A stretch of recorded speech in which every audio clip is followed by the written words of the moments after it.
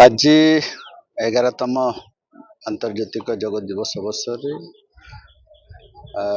केउंझर विभिन्न अंचल आसीथिबा समस्त अ, अ, जनसाधारण एवं योग शिक्षार्थी एवं योग करथुवा जनसाधारण को मो तरफ बहुत बहुत शुभेच्छा एवं शुभकामना जनाऊँगी।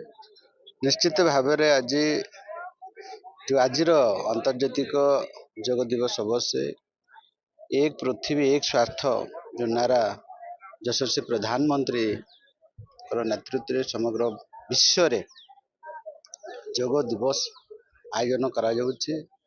पाखापाखि 170 रु अधिका देश एथिरे अंतर्भुक्त होउछन्ति। 2014 रे जो मिलित जातिसंघ को अनुरोध करथिले यशस्वी प्रधानमंत्री एवं सही दिन ही 164 देश सामिल होइथिले। परवर्ती समय रे 2015 मसीह आमर दिल्ली रो जंतर मंतर मैदान रे जो 35,000 रु अधिका योग दिवस रे सामिल होइथिले। विश्व रेकर्ड होइथिला।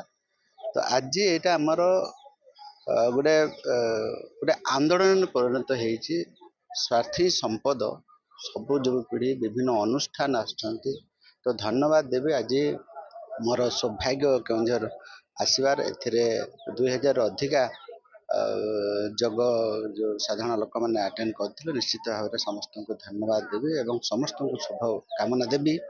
समस्त स्वास्थ्य आहरी उन्नति हो समस्त को शुभ कामना देवी। समस्ते ये जो एथिरे सामिल हुंतु संकल्प नियंतु एवं सिद्धि हेबे निश्चित भाव में एटा गोटे जन आंदोलन विश्व आपणाई भारत एथिरे विश्वगुरु परिचय देछि। समग्र भारतवासी समग्र ओडिशावासी समग्र केउंझरवासी एथिरे बहुत संख्यार सामिल होइथिबार समस्त को पुनर्बार शुभकामना।